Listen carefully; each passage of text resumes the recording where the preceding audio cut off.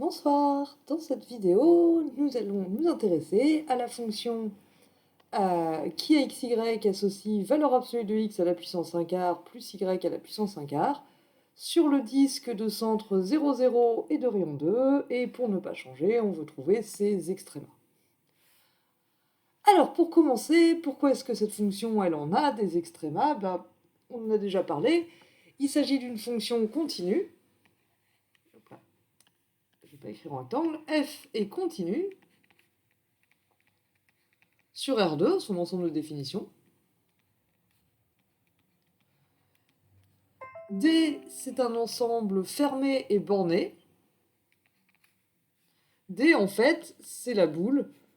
Si vous regardez, ça, c'est l'ensemble des xy tels que norme euclidienne de xy.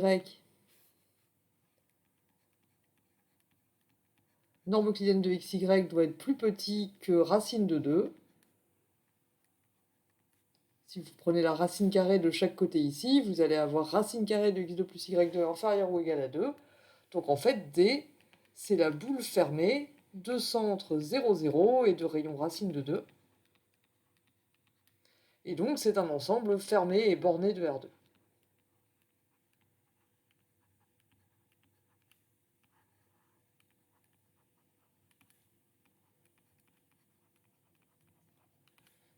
Par conséquent, le théorème de Weierstrass nous dit que la fonction f admet au moins un point de maximum et au moins un point de minimum sur D.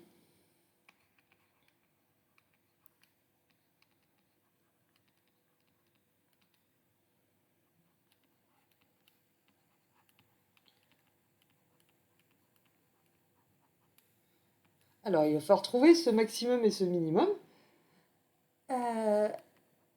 Enfin, ces points de maximum et ces points de minimum, s'il y en a plusieurs.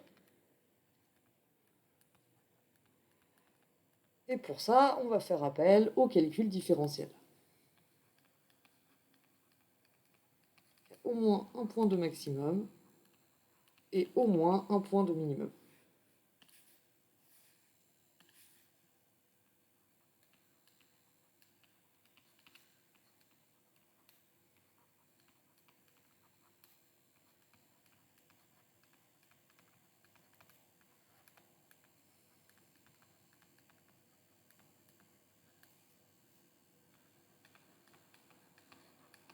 Ok, fantastique. Donc des extrémas, il y en a, on ne cherche pas dans le vide.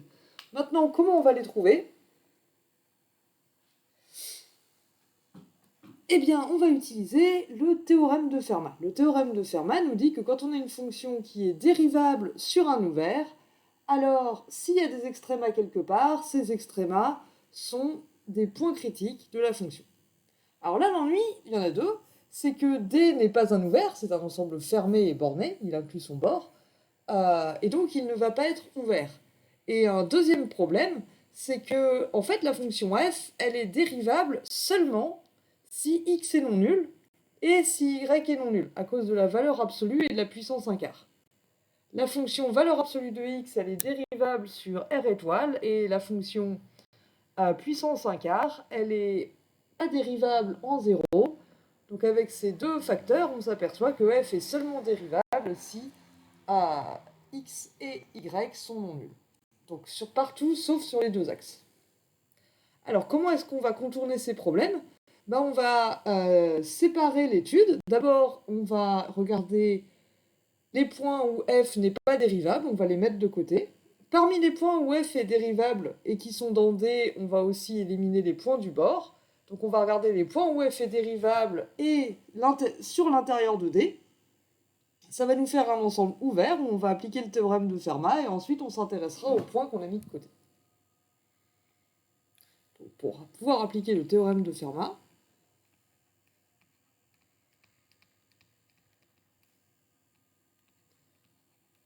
il nous faut un ensemble ouvert et une fonction dérivable.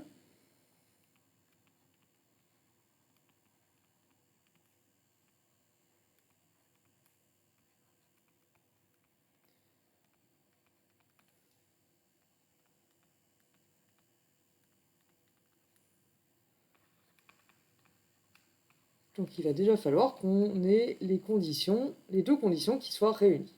Il nous faut une fonction dérivable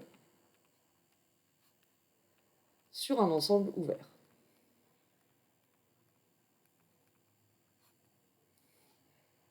Alors,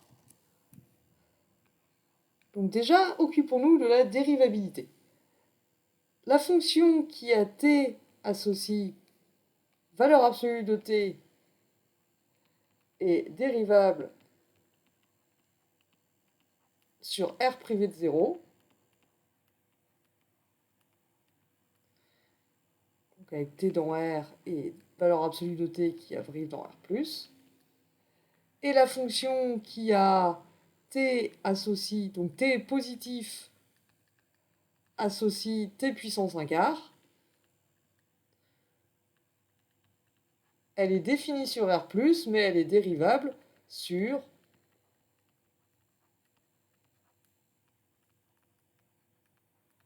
zéro plus l'infini avec 0 exclu.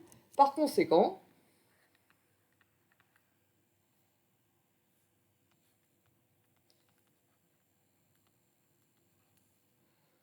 la fonction f, pour pouvoir la dériver par rapport à x ou par rapport à y, il faut que x et y soient non nuls.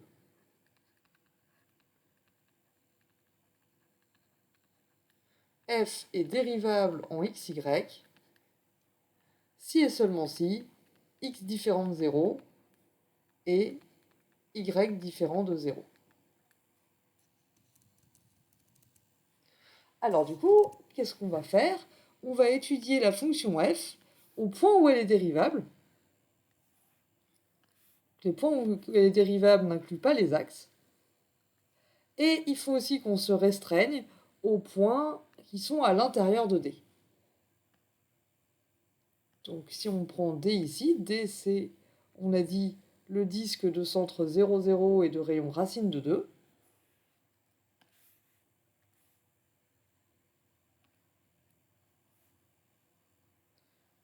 Donc D c'est lui.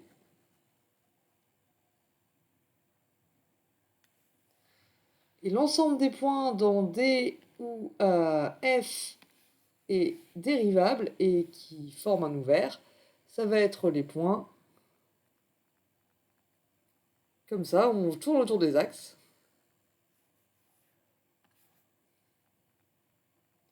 Et on ne touche pas le bord de D.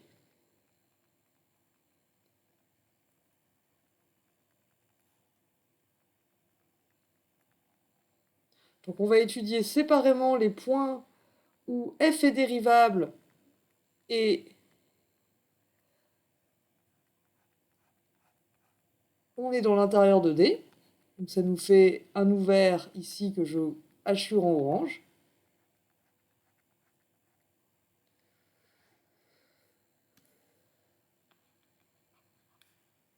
Donc on va faire intérieur de D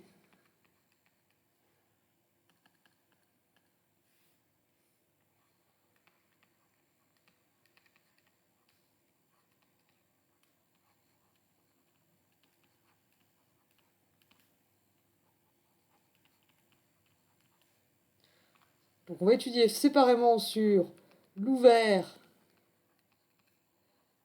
des xy tels que x2 plus y2 est strictement inférieur à racine de 2, ça c'est l'intérieur de D. X différent de 0 et y différent de 0, donc c'est ce que j'ai dessiné en orange ici.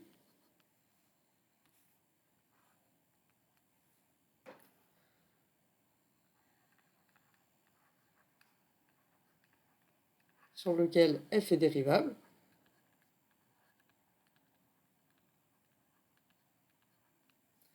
On va aussi étudier le bord de D.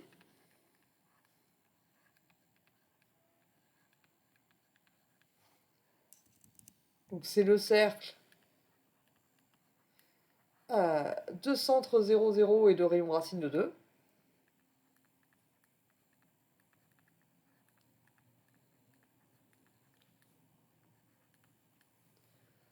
Ici, il est en bleu. Et il faut aussi qu'on étudie les points où f n'est pas dérivable et mais qui sont à l'intérieur de D quand même. Donc les points, je vais les dessiner ici. Toc. Donc les points, je ne sais pas si on voit très bien, je vais les faire en plus gros. Les points ici où x égale 0 et y est entre plus racine de 2 et moins racine de 2. Et ici, les points où y égale 0 et x est entre moins racine de 2 et racine de 2.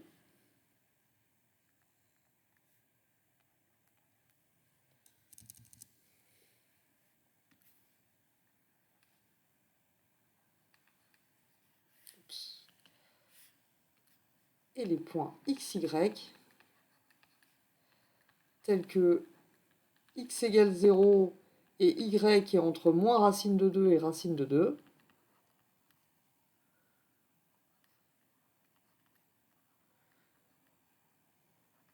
Et ceux où c'est y qui est égal à 0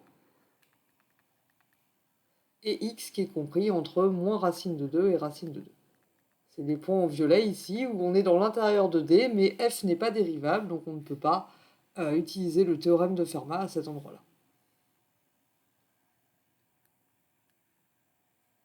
Donc il faut qu'on étudie f séparément sur ces différents ensembles. Alors, je vais numéroter nos différentes étapes. Sur le petit 1, on va pouvoir utiliser le théorème de Fermat.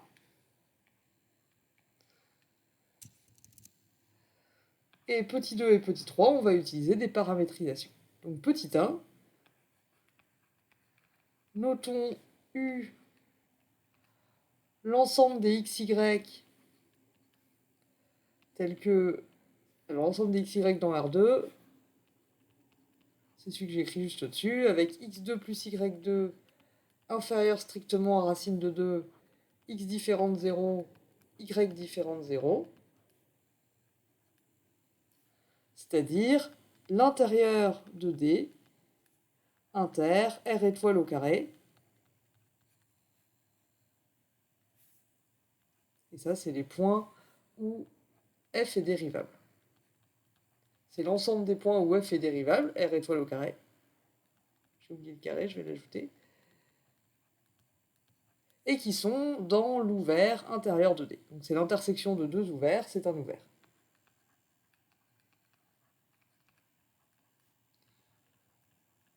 C'est un ouvert de R2. F est dérivable sur U.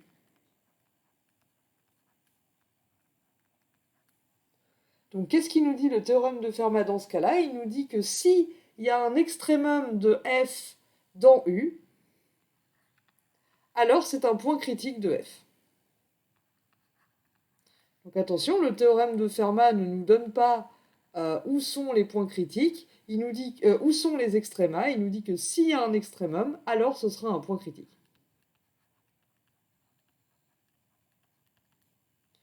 Donc si F a un extrémum dans U, un extrémum local dans U,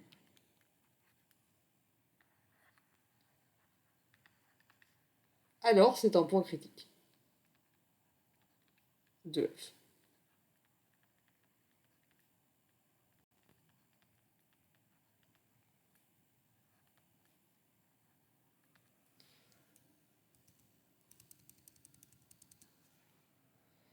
Donc, on va étudier le gradient de F et regarder où il s'annule. Donc on peut déjà regarder les points où x et y sont strictement positifs. On voit que dans ce cas-là, je vous laisse faire le calcul, le gradient de f en xy, c'est 1 sur... Alors, il n'y a pas de accolade. Tac. Donc c'est df sur dx, df sur dy. df sur dx, ça va vous faire 1 sur 4x à la puissance 3 quarts. Et df sur dy, c'est 1 sur 4y à la puissance 3 quarts. Si x est négatif, y positif, le gradient de f en xy, c'est moins un quart de x puissance 3 quarts, moins un quart de moins x puissance, moins un quart de valeur absolue de x, moins un quart de... Ah, j'arrive pas à écrire, je suis désolée. Donc moins x du coup est positif, puisque x est négatif, et on obtient moins 1 sur 4 moins x puissance 3 quarts. Je rappelle, moins x ici est positif, donc on peut tout à fait prendre sa puissance 3 quarts. Et la dérivée par rapport à y, c'est toujours 1 quart fois y puissance 3 quarts. 1 sur 4y puissance 3 quarts.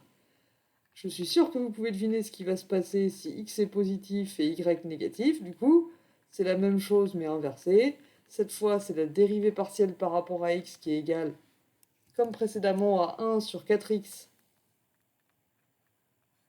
puissance 3 quarts. Et la dérivée partielle par rapport à y, donc cette fois y est négatif. La dérivée, donc valeur absolue de y, c'est moins y, qui est du coup positif. Et enfin, si x et y sont négatifs, eh bien le gradient de f, c'est moins 1 sur 4 fois moins x puissance 3 quarts, moins 1 sur 4 fois moins y puissance 3 quarts, ou à nouveau, au risque d'être insistante, du coup c'est moins x et moins y qui sont positifs. Et là, on a fait tous les cas de figure. Et maintenant, ce qu'on peut remarquer, c'est qu'en fait, quel que soit le cas dans lequel on se trouve, ce gradient, il s'annule jamais. On s'est restreint au point où x et y sont non nuls, sinon ils ne seraient pas définis. Comme vous voyez, on divise par x puissance 3 quarts. Si x était nul, ça ne serait pas défini. Et par contre, ça ne s'annule pas. Donc, en fait, la fonction f, elle n'a aucun point critique sur l'ensemble U, sur l'ensemble des points dans l'intérieur de D où elle est dérivable. Donc si elle admet des extrémas, ils ne sont pas sur le bord, c'est ça qu'on est en train de dire. Si f admet des extrémas... pardon, ils ne sont pas dans U. Si f admet des extrémas, et on sait qu'elle en a, d'après Weierstrass, alors ces extrémas ne sont pas sur U. Donc dans tous les cas,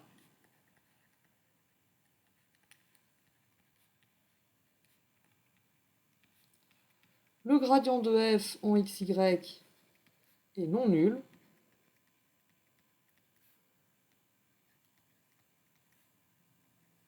Donc d'après le théorème de Fermat, donc f n'a pas d'extrémas locaux dans U. Donc les extrémas de f, ils doivent être autre part. Soit ils sont parmi les points où f n'est pas dérivable, soit ils sont sur le bord de D.